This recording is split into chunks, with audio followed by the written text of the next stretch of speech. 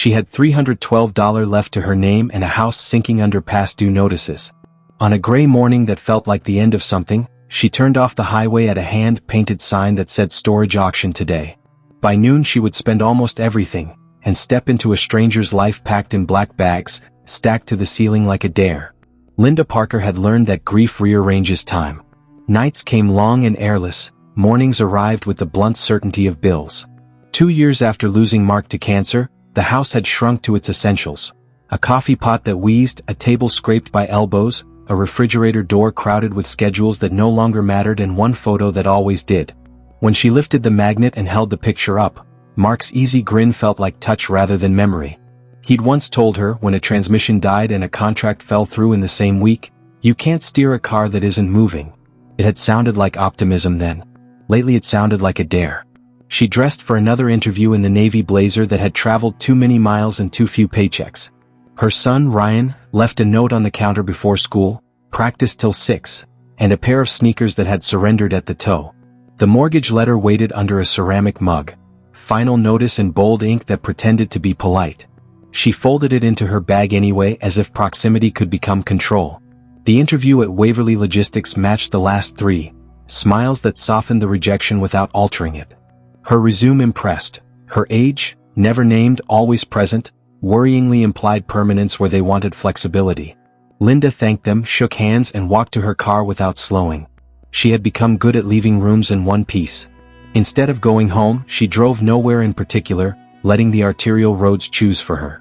On the shoulder, half hidden by sweet gum and billboard posts, a tilted sign caught the morning light. "Storage auction today, 11 a.m., cash only." The words should have skimmed past like all the other small-town imperatives. Instead they hooked something deep. Mark's line about steering came back, stubborn as habit. Linda flicked on the blinker, surprised to see her own hand obey. Iron Gate Storage sat at the edge of the industrial park, a grid of corrugated doors behind chain link and winter weeds. The parking lot told its own story: work trucks with ladder racks, vans lettered with estate cleanout and resale outlet, a couple of SUVs whose drivers wore the careful casual of people who know margins and move fast. Inside the office, warmth pooled around a desk stacked with clipboards. The manager, a man with the look of someone who'd measured out his life in roll-up doors and late fees, slid a registration form toward her and delivered the rules the way old mechanics explain timing belts. View from the threshold, no touching until you've paid, 48 hours to clear a unit, cash on the barrelhead, all sales final. $20 bought her a bitter card and a number, 18, printed in black on white that felt blinding. She had $312 in an envelope and the arithmetic of risk pulsing in her temples. Outside, the crowd sorted itself without saying how. A handful of veterans took the windward edge, a couple in matching hoodies drifted along the lee, a woman with a tablet filmed everything like a habit, a man in a John Deere cap traded jokes with someone who owned a moving company. Linda stood back and watched how knowledge sat in their bodies. The quick glance, the small nod, the way they did not waste their hands on uncertain bids. The first door rasped upward to reveal a living room in exile, leather sectional, corner lamp, TV stand scarred by cups. The manager's patter found its rhythm. Bids pinged like nails dropped in a bucket. The set went to a mover in a branded shirt for an amount Linda tried not to convert into overdue fees. The second door showed exercise equipment half used, half regret. The third, kitchen boxes labeled in a tidy script that made her feel like a trespasser even from the threshold. Everything moved quickly and with a sense of choreography she hadn't been taught. By the fourth unit she started to see through dust. The difference between a hasty eviction and a planned exit, between the flotsam of a life interrupted and the ballast of a life that might pay out. When the doors rose on tidily stacked bankers' boxes with printed labels, receipts, kids' books, holiday, the regulars leaned forward as one and bid to the exact ceiling of their private math. Linda kept her card still. She would not pretend to know what she didn't. It was the ninth unit that changed the temperature. The door shuttered up to reveal nothing but black contractor bags from floor to corrugated roof, stacked 4 deep and 6 high. A few seams had stretched under weight but not burst. No visible furniture, no boxes, no convenient clue. A murmur moved through the crowd the way weather moves through fields. Contractor bags meant labor. They meant mystery without promise. Someone chuckled, the sound not unkind so much as practical. The woman with the tablet already turned to leave. Linda didn't. The stacks had a geometry she recognized from the day she finally packed Mark's closet. Care in the tying, discipline in the layering, A logic to the weight distribution you only bother with if it matters to you that the contents survive. These weren't kitchen bags full of panic. They were thick, job site grade, not tied identically, cross-stacked to lock in place. Whoever filled this space had known exactly what they were doing and had time to do it. The manager called the opening bid $25 and let it hang.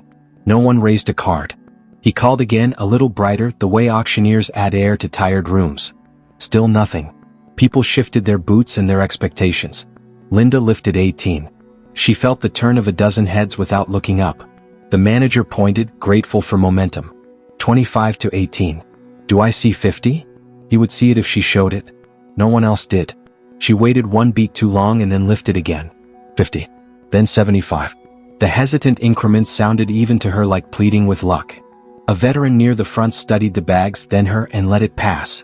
The manager pressed on, calling for 100, 125, 150, pacing the syllables as if he could conjure courage from air. Linda's envelope grew hot in her palm. She remembered the mortgage letter's tone, the shoes towing open on Ryan's floor, the way silence expands in houses where good advice has nowhere left to land. She raised the card to 200 before she could talk herself out of it. A ripple this time, surprise, appraisal, perhaps a private calculation that said let her have it.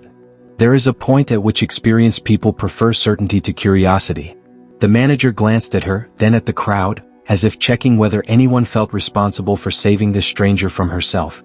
No one did. He started the cadence toward a close. Linda lifted to 250 and, when even that failed to draw fire, added 50 more like a seal. 300. A breath left her as if the number contained it. 300 to 18, the manager said, half impressed, half resigned. Going once, going twice, sold. The door's shadow seemed to deepen as the crowd flowed away toward easier math. There is a hush that comes after decisions which cannot be unmade. Linda signed the paperwork inside the office while the manager explained key tags and clear-out rules and how to leave the unit broom-swept if she didn't plan to keep it. His voice softened at the edges when he said, "Sometimes the ugliest units surprise you," which could have meant kindness or simple statistics. Back at the metal mouth of Unit 9, she stood alone. The air smelled like dust that had agreed to stay put until asked otherwise. She slid the lock through, tested the latch, and stared at her reflection tremoring in the rippled steel. It would be smarter to come back with a cart, gloves, boxes, a plan. But momentum had found her. It seemed rude to send it away. From the trunk she fetched what she had. A roll of contractor-sized trash liners for repack, a utility knife, a pair of gardening gloves, a towel to stand on. She spread the towel like a ritual threshold, dragged the nearest bag down to the lip, tested the knot's weight with both hands. Heavy, but not the sag of loose paper or kitchen disorder. This was the compact density of folded fabric and boxed things. She breathed once, cut a straight seam, and peeled back the plastic the way you lift a lid in a museum when no one is watching. Color met her, muted, expensive, organized by someone who understood both seasons and storage. Layered tissue, then a neat row of women's blazers with store tags still looped, followed by garment bags that rustled like low conversation. Shirts in plastic sleeves, evening fabric she didn't own words for but recognized from photographs of other people's parties. Beneath that, a flat parcel swaddled in bubble wrap, corners taped with the kind of care that suggests both habit and affection. She didn't pull everything out. Not yet. She closed the first bag carefully, marked its knot with a strip of blue painter's tape from her trunk, and moved the second bag into light. It yielded leather by the smell and the give, handbags with hardware that had weight and stitching that told the truth. One had a serial plaque riveted inside a pocket. Another, a recognizable pattern she'd seen in glossy ads she never opened. She set each down softly as if loudness might crack good fortune. 3 bags in, she recognized a pattern more valuable than any single item. This was not the residue of a panicked eviction. It was a curated life, folded and cushioned by a meticulous hand, packed as if the packer expected return. Which meant something had gone wrong after intention but before retrieval. Dementia. Dispute.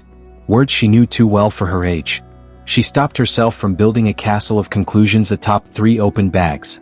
She retied what she had untied, counted the remaining rows, and did inventory the only way that matters in a moment when money is air. She counted hours she could give, hands she could borrow, and the number of days until the 48-hour clock would insist on finality. By the time she lowered the door and slid the lock through again, the winter sun had found a new angle. The envelope in her pocket felt almost weightless now, tokens spent on the possibility that a stranger's careful knots might hold a bridge back to solvency.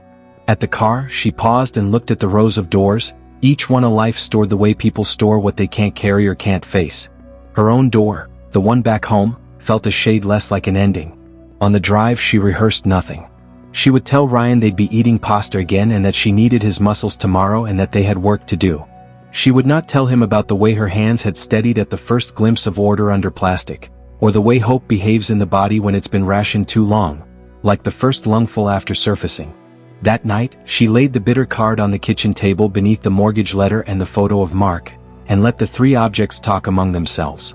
Then she set an alarm for early, wrote a list on the back of an envelope: gloves, clear bins, tags, water, flashlight, patience, and slept a sleep clipped short by nerves but deeper than any in months. Somewhere between waking and drift she heard Mark's voice, not as memory but as instruction. Keep the wheels turning, the road will decide. The morning would be for opening knots. The rest of the story waited behind a metal door that had said yes. Morning came pale and thin, the kind that carried neither promise nor threat, just the fact of daylight. Linda rose before the alarm, already half-dressed in the work clothes she had laid out beside the bed. She brewed coffee stronger than usual and packed the car with what she owned that might pass for equipment: rubber gloves, plastic bins, a folding table from the garage, and a small utility lamp. When Ryan stirred in his room, she left a note on the counter: gone out early. Don't worry. I'm fine. By the time she reached Iron Gate Storage, the parking lot was nearly empty. The frost on the roofs of the metal units glinted in weak sunlight. The air smelled faintly of diesel and wet dust.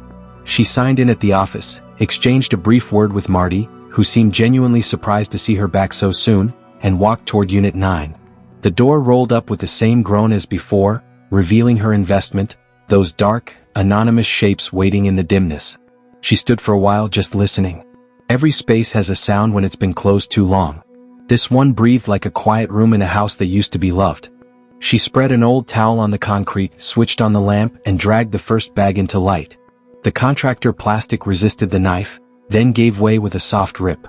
Inside, layers of folded clothing glimmered under the light: wool, silk, cashmere, carefully stacked. Some pieces still had tags. Others bore the scent of cedar and faint perfume, as if their owner had cared enough to store them properly. Linda's fingers trembled as she lifted a blazer and felt its weight. It was not something bought in desperation but chosen with taste. The next bag revealed more of the same: coats, dresses, and scarves from stores she had only ever seen in window displays. Beneath them, a smaller parcel wrapped in bubble plastic contained 2 handbags. The stitching was tight, the leather buttery, the hardware engraved. She remembered a catalog once that called such things investment pieces. She smiled at the irony of that phrase now. Linda moved methodically, dragging each bag into daylight and cutting it open. What began as curiosity shifted into order. She sorted by type: clothing, accessories, boxes. She wrote brief notes on sticky labels and pressed them onto the lids of her bins. The method soothed her, like restoring some small territory of control. By the 4th bag she found shoes, boxed, paired, unworn. 9 West, Cole Haan, labels she'd seen but never owned. Then, in the 5th, something unexpected: a cluster of jewelry boxes. Not the velvet of high-end gems, but the bright, polished packaging of brands she recognized from mall stores that imitated luxury. Inside were necklaces, silver bracelets, charms shaped like hearts and keys, small treasures that suggested sentiment rather than status. It was when she opened the 6th bag that the rhythm of discovery changed. Wrapped inside a silk blouse was a sealed envelope, yellowed at the edges. The handwriting on it was elegant and slanted. She hesitated before opening it, then slipped a nail under the flap. A receipt slid out along with a business card.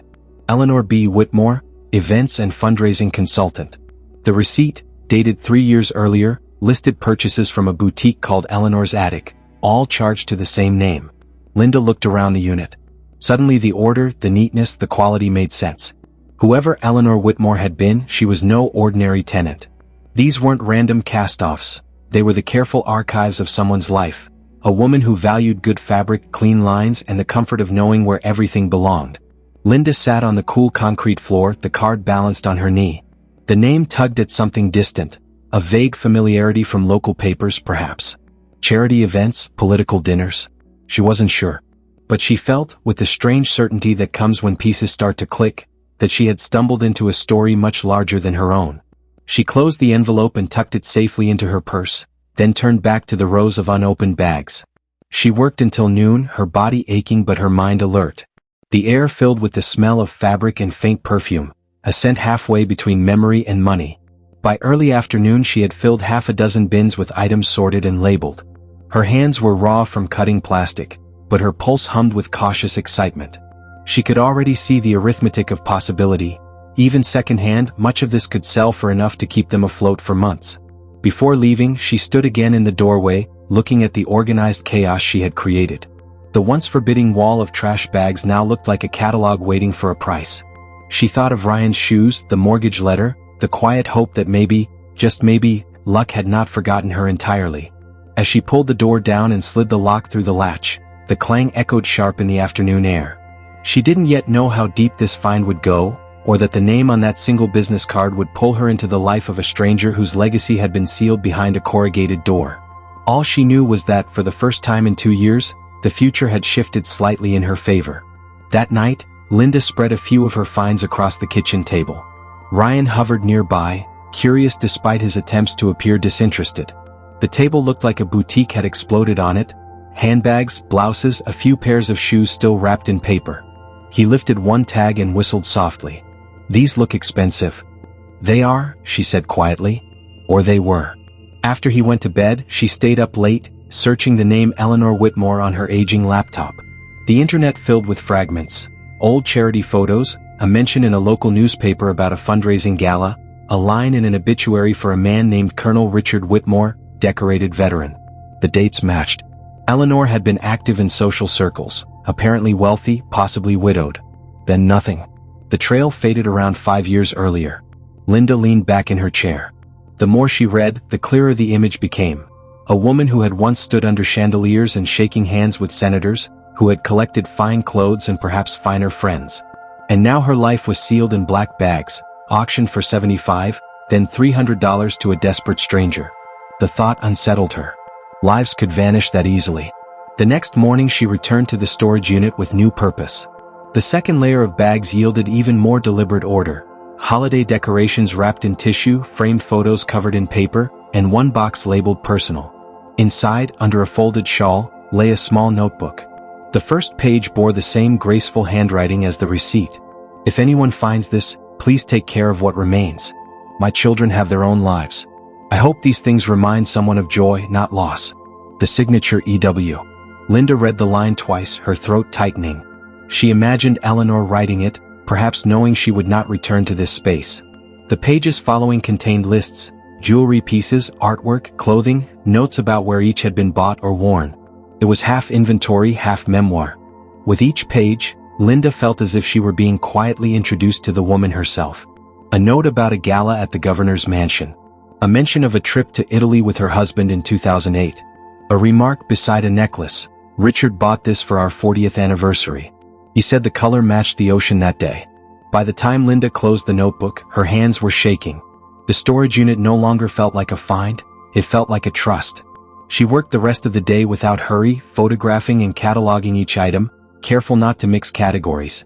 When the light began to fade, she sat on the concrete floor and looked at what she had uncovered. A life once full of meaning, now measured in resale value and quiet reverence. In her mind, she saw Mark again, smiling the way he used to when she told him an idea that scared her. Sometimes you have to risk everything to change anything. She looked around at the soft gleam of fabric and the muted shimmer of jewelry boxes and whispered to the air, "Maybe this is how." When she closed the door on Unit 9 that evening, the sound no longer felt like finality. It sounded like the beginning of something that neither she nor Eleanor could have planned, but both, in their own ways, had been waiting for. Linda returned to the storage unit on the third morning with a strange calm. The air was sharper now, the sky low and metallic. She unlocked Unit 9, half expecting the light to reveal her discovery as a dream.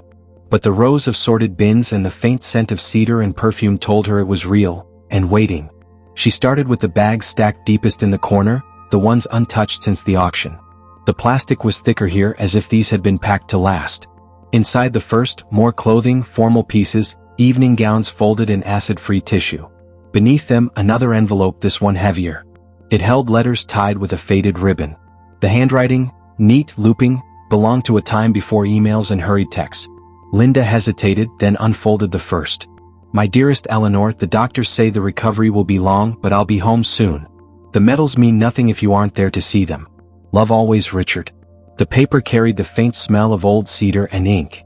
There were dozens more, love notes, updates, pieces of a marriage that had endured distance and war.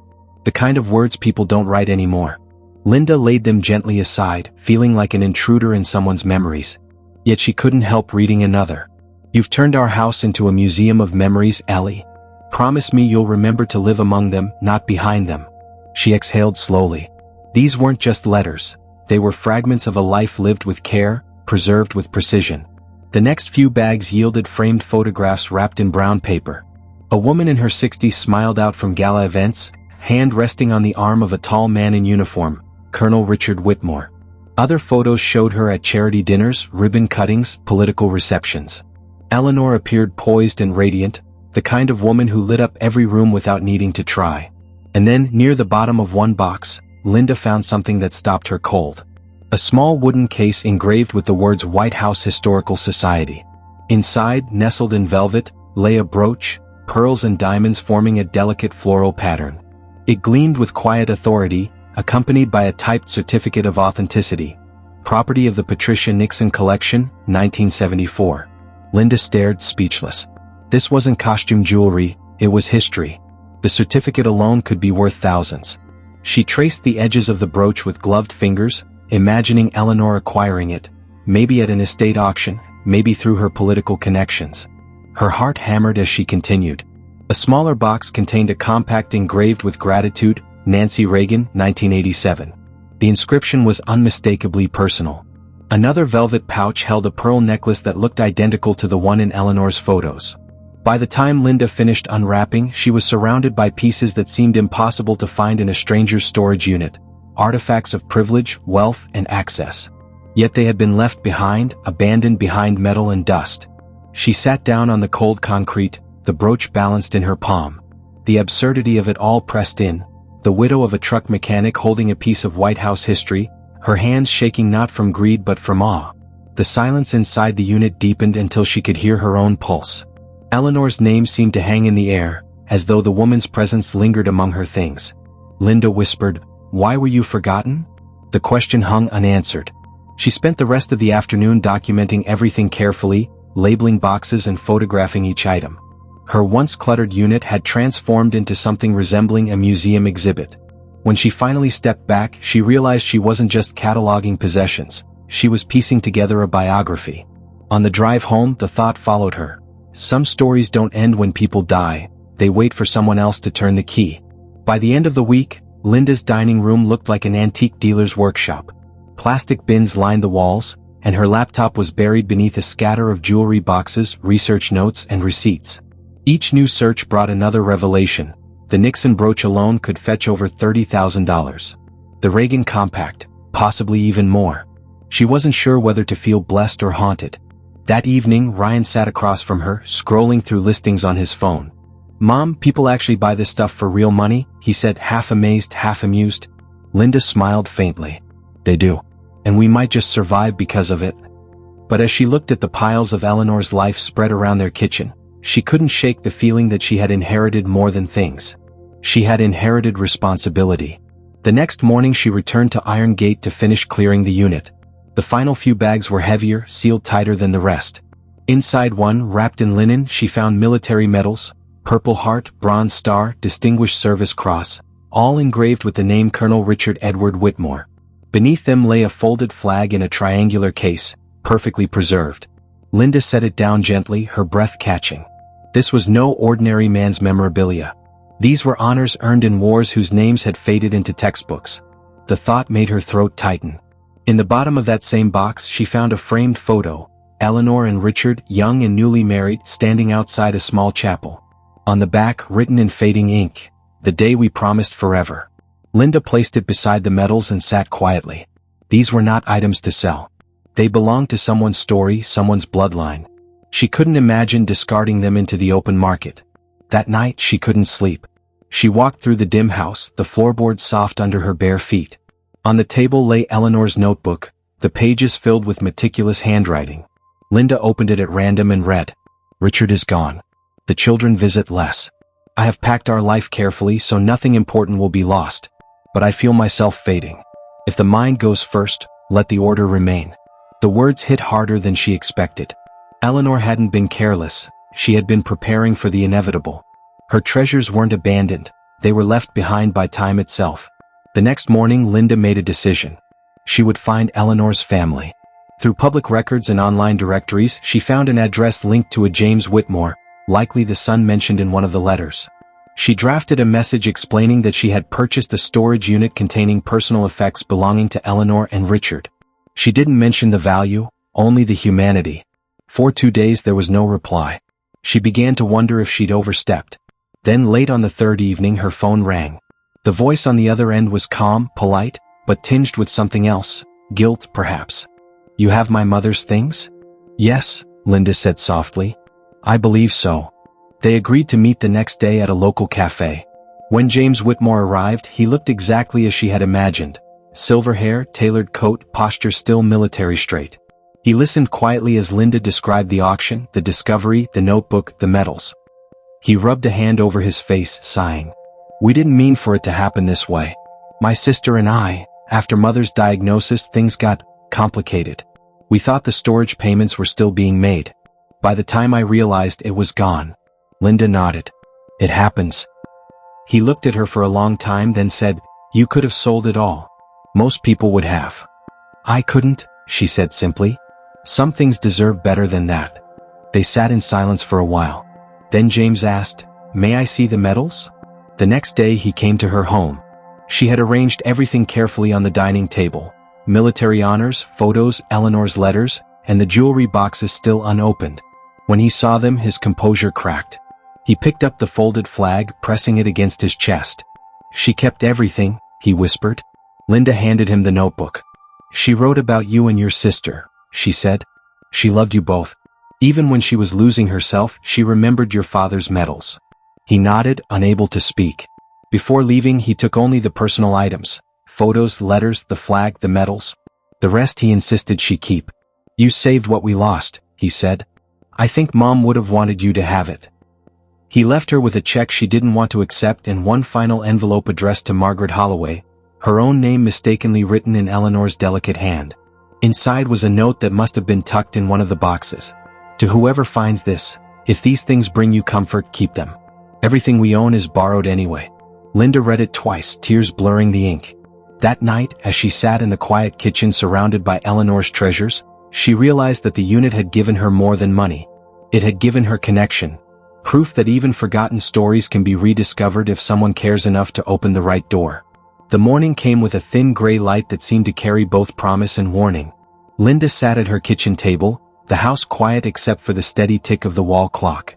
In front of her lay the folder, neatly packed with photographs, copies of military records, and the small velvet case she had discovered just hours before. She had slept little. Her mind replayed the moment she found the necklace, the note tucked inside, and the realization that it wasn't just another item in a box. It was love, preserved in metal and stone.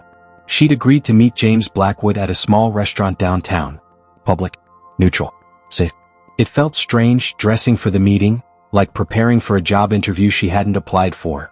Her reflection looked older than she remembered, but steadier too. She wasn't the frightened widow who had gambled her last money on a locked door anymore. She was a woman who'd opened it, faced what was inside, and survived. By the time she reached the cafe, the morning had turned golden. Inside, the place smelled of roasted coffee and quiet conversations. A man stood as she entered, tall, silver-haired, crisp suit, posture that spoke of discipline and old grief. James Blackwood. He looked exactly as she'd imagined, his mother's eyes, his father's stance. A man built from legacy and expectation. "Mrs. Carter," he said, extending his hand. His tone was polite, controlled. "Please, Linda," she replied, shaking it. His grip was firm, the kind that measured both respect and caution. They sat. For a moment neither spoke. The silence between them felt like a bridge suspended over years of loss. Finally, James folded his hands.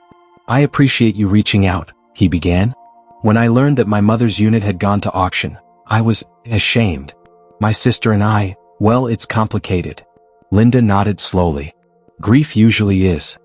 He exhaled, as if relieved to hear understanding rather than accusation. After my father died, my mother began to slip. Dementia. It was fast, merciless.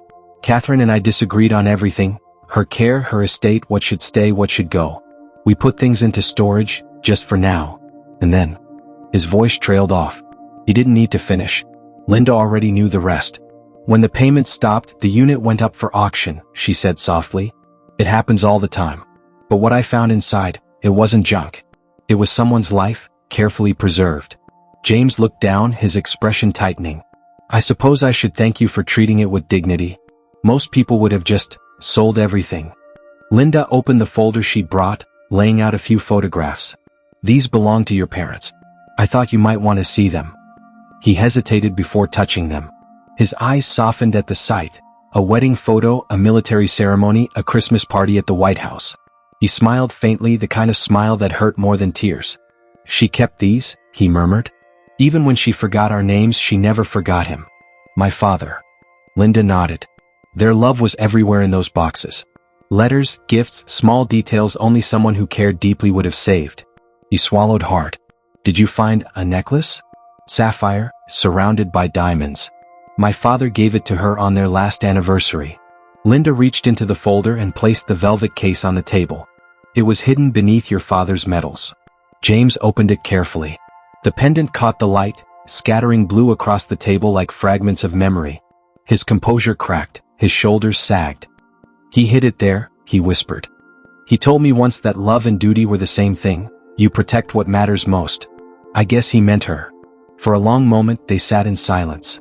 The cafe noise faded until all that remained was the faint sound of the clock and the quiet rhythm of two people remembering someone they'd never both known, but somehow shared. Finally, James straightened, clearing his throat. You could have sold this. No one would have stopped you. Linda smiled faintly. Some things you don't sell. You return them. His gaze met hers, steady, assessing, then softening. You remind me of her, he said. Not in appearance. In the way you talk about people. She believed everything carried a story worth hearing. I just listened, Linda said. She told me hers even without words. He leaned back, exhaling deeply. My mother's estate is finally settled. My sister and I barely speak.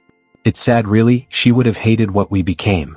Linda looked at the sapphire pendant glinting on the table. Maybe this is her way of bringing you back. He nodded slowly. Then, unexpectedly, he reached into his briefcase and produced an envelope. I know the law. The contents of that unit are yours, fair and square. But I'd like you to accept this. Not as payment, but as thanks, for giving my parents' story back its dignity. Linda hesitated before opening it. Inside was a check for $50,000. Mr. Blackwood. James? He interrupted gently. Please. It's not charity. It's recognition. You didn't just rescue a collection of objects. You rescued my mother's memory. And I think she'd have wanted to help you the way you helped her. Linda stared at the check, struggling to find words. I can't accept. Yes, you can, he said firmly. Because I'm also offering you a business proposal. My company works with estate clients, veterans, diplomats, families with old collections. You have a gift for finding meaning in forgotten things. We could use someone like you. She blinked, stunned. Are you serious? Completely. Think of it as partnership. My mother's story doesn't end with her, and neither should yours. For the first time in a long while, Linda felt the kind of energy that had once fueled her life before loss, purpose. She closed the envelope slowly, her fingers trembling just a little. I'll think about it. Do, he said, standing. And thank you for everything. He left the cafe quietly, leaving the scent of cologne and closure in his wake. Linda sat for a long time, the check untouched beside her coffee. Outside, the wind carried autumn leaves along the sidewalk, spinning them in slow, graceful circles. When she finally returned home, she placed the sapphire necklace on her table, beside the framed note from Eleanor. Even forgotten things can bloom again. She stared at it until her vision blurred. Everything she'd lost, everything she'd gained, it all came back to this. Taking a risk when she had nothing left to lose. That night she called Amanda first. Her daughter's voice burst with pride when she heard the story. Then Ryan, who said quietly, Dad would have liked this one, Mom. Later, when the house was still, Linda wrote in her notebook, the same one she'd carried since the beginning. Unit 47 taught me that endings are only storage, temporary, waiting to be opened. She paused, pen hovering, and added, sometimes the key you're looking for isn't to a lock, but to yourself. Outside, a storm gathered, distant thunder rolling over the hills. She stood by the window watching lightning flare across the clouds. The air smelled of rain, renewal, and something else, possibility. On her desk, the check lay beside a fresh envelope addressed to Second Chance Treasures. She'd already decided to make it real, to build something lasting, something that honored the stories that had saved her. As the first raindrops hit the glass, Linda whispered into the quiet room, "Thank you, Eleanor. I'll take it from here." And somewhere, maybe only in her imagination, she thought she heard another voice, warm, steady, familiar, whisper back, "Keep them safe, dear. All of them." The thunder rolled again and Linda smiled through her tears. The past had finally given its blessing. By the end of summer, Linda's life had finally stopped trembling. The chaos that once pressed against her days had softened into something gentler, something that almost felt like peace. The house was quiet again, but not the kind of silence that hurt. It was the kind that carried birdsong through open windows and smelled faintly of coffee and paper. She had taken the part-time position at the county museum after the exhibition, the one that displayed Eleanor Whitmore's pieces under glass. At first, she worked only to help with documentation, yet the hours lengthened. Soon she was the unofficial caretaker of donated memories. Her desk sat beneath a window that overlooked the river, and every morning the same thought came to her unbidden. I used to drown in the past. Now I catalog it. Each item she touched seemed to hum with quiet history. Medals, photographs, yellowed invitations, pressed flowers between pages.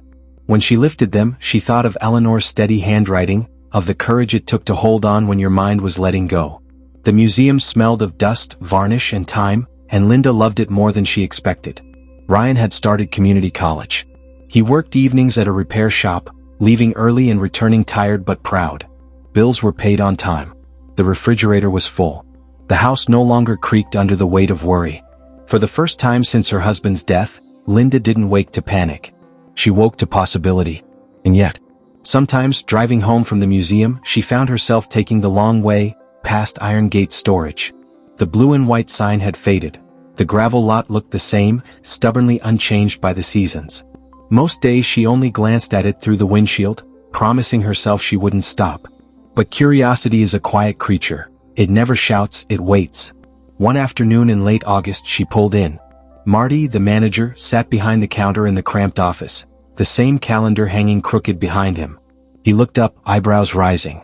"Well, look who the tide brought back," he said, grinning. "Thought that Whitmore miracle cured you of storage fever." Linda smiled, setting her purse on the counter. "I'm not here for treasure," she said. "Just looking." "That's what everyone says." Marty handed her a clipboard with the upcoming auction list. "But looking's the first step, isn't it?" Outside, the heat shimmered above the pavement. She walked between the rows of corrugated metal doors, each numbered like a chapter. 7, 10, and then 11. Unit 11 looked ordinary, gray door, fresh padlock, but someone had scribbled across the inspection tag in thick marker, "Vacant, review." She crouched without knowing why. A thin line of dried clay traced the bottom edge, the kind that settles after heavy rain. The air smelled faintly of rust and something else. Old paper, maybe? She touched the tag lightly, reading the faded handwriting underneath the new one. S. Holston. A name? A river? Well, for a long moment she just stared at the metal door. Nothing moved, yet the silence felt charged like the pause before thunder. That night she dreamed again, the same recurring image that had visited her for months. A corridor of doors stretching endlessly, each one marked with a number, each one waiting. When she woke, the clock said 3:12 a.m. Rain pressed softly against the window. She sat up, heart steady but restless. By morning, she had registered for the next auction. The day arrived bright and windless. 20 bidders gathered in the lot, their chatter rising and falling like birdsong. Linda stood a little apart, wearing the same denim jacket she'd worn the first time, the pockets stuffed with gloves and a notepad. She told herself she was only there to watch, to feel the rhythm again. But when Marty rolled up the door of Unit V11, her breath caught. Inside, the light revealed rows of waterproof cases stacked with military precision, metal, sealed, labeled with faded stencil numbers. In one corner sat a wooden chest, its surface scarred but sturdy, a rope still tied across the lid. Burned into the wood were initials, V.13S, Holston. The crowd murmured. Someone joked about flood salvage. Another guessed camera equipment. Linda said nothing. She only watched the dust swirl in the sunlight, the faint smell of river mud rising from the floor. When Marty called for bids, she raised her paddle once, calm and certain. No one challenged her. "Sold to bidder 42, he said. "Congratulations, Linda," again. A ripple of laughter passed through the group, but she barely heard it. She was already walking toward the open doorway, the sound of her footsteps mixing with the hush inside the unit. The air was thick, heavy with damp history. She didn't open anything that day. She just stood there, taking in the sight of the sealed boxes, the way the wooden chest seemed to breathe under the light. It was the same feeling she'd had the first time, terror and wonder woven together. Not greed. Calling. That evening, she sat at her kitchen table with the receipt beside her coffee mug. Rain ticked softly on the roof and the whole house smelled like wet asphalt. Across from her, on the wall above her desk, hung the framed note she'd kept from Eleanor. "Even forgotten things can bloom again." Linda traced the words with her eyes. How strange, she thought, that one life could open 100 others. Eleanor's treasures had saved her once, but more than that, they had changed her. She had learned how to listen to what objects don't say aloud. She poured another cup of coffee and turned the receipt over. On the back, she began to jot down thoughts. Not plans, just ideas. Maybe a second collection for the museum. If it's flood salvage, check archives for S. Holston. Bring gloves, masks, patience. For the first time in months, she felt that familiar thrill again, the quiet pulse of purpose. The next morning, she returned to Iron Gate with her keys, gloves, and a small toolkit. Marty met her at the gate. "Back for round 2, he teased. She nodded. "Just curiosity." "That's how it starts," he said, unlocking the main gate.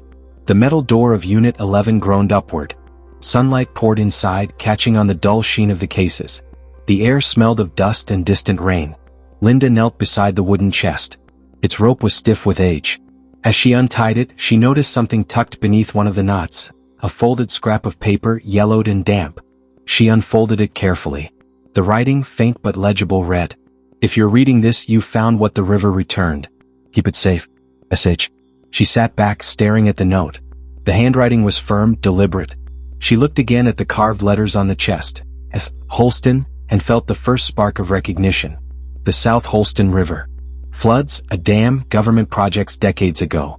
The chest could have belonged to an engineer, a historian, maybe even a surveyor who documented the river's transformation. She didn't open it yet. Instead, she locked the unit again, slipping the note into her pocket. Some doors should be opened slowly, she thought.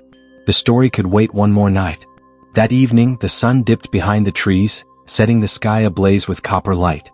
Linda sat on her porch, the air humming with cicadas, her hands still smelling faintly of river dust.